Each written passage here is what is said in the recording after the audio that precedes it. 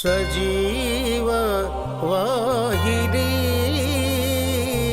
ఇది సత్య ప్రకాశిని.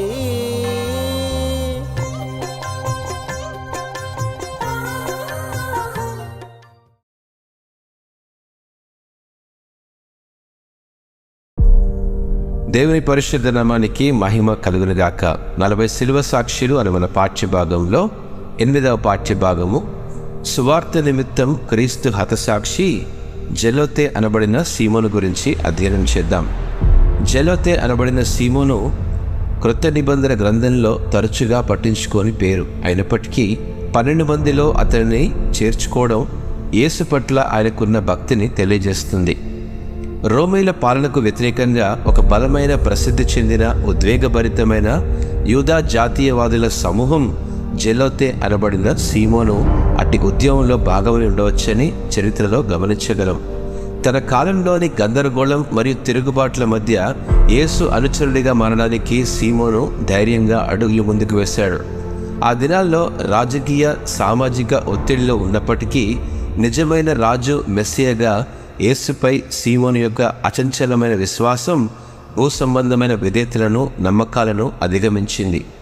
ఇతరుల అపోస్తులతో పోలిస్తే జెలోతే అనబడిన సీమోను సువార్త విషయంలో ప్రముఖమైన ఉనికిని కలిగి ఉండకపోయినప్పటికీ యేసు పట్ల అతని అచంచలమైన నిబద్ధత సువార్తను వ్యాప్తి చేయడంలో అతని పాత్ర కాదనలేనిది. ఇతర అపోస్తులతో పాటు సీమోను యేసు యొక్క అద్భుతాలను చూశాడు, అతని బోధనలను గ్రహించాడు మరియు వ్యక్తిగతంగా అతని అనంతమైన ప్రేమను అనుభవించాడు. మత్తయి సువార్త 16:24లో అప్పుడు యేసు అతని శిష్యులను చూచి ఎవడైనా నన్ను వెంబడింపగోరిన యెడల తన్ను తాను ఉపేక్షించుకొని తన సిలువనెత్తుకొని నన్ను వెంబడింపవలెను.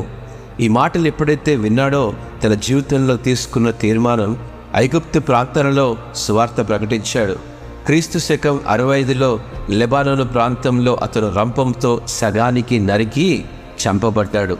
ప్రియ స్నేహితులారా, సీమోను జీవితం మనలోని విధేయతలు మరియు విలువలను ప్రతిబింబించేలా చేస్తుంది. యేసును హృదయపూర్వకంగా అనుసరించడానికి భూ సంబంధమైన ప్రాచీన స్థితిని విడిచిపెట్టగలమా? జనాదరణ పొందడం కోసం విభిన్న మార్గాలను వెతకడం కంటే సీమోను వలె దేవుని రాజ్యాన్ని పూర్తిగా స్వీకరించడానికి మనం సిద్ధంగా ఉన్నామా? నేనంటాను, యేసు యొక్క నిజమైన అనుచరుడిగా ఉండడం వలన తీవ్రమైన విధేయత మరియు మన సొంత నిర్ణయాలను ఆయనకు సమర్పించడానికి సంసిద్ధత అవసరమని సీమోను జీవితం మనకు గుర్తు చేస్తుంది. మనం సీమోను వలె మన సొంత కోరికలు, లక్ష్యాలు మరియు నమ్మకాలను యేసుకు లోబడి ఆయన ఆధిపత్యాన్ని మరియు మన జీవితాల కోసం ఆయన దోషరహితమైన ప్రణాళికలను విశ్వసిస్తూ అన్నిటినీ వదులుకోవడానికి సిద్ధంగా ఉందాం. అట్టి ఆలోచనలు ప్రభు మనందరికీ దయచేయనుగాక. ఆమేన్.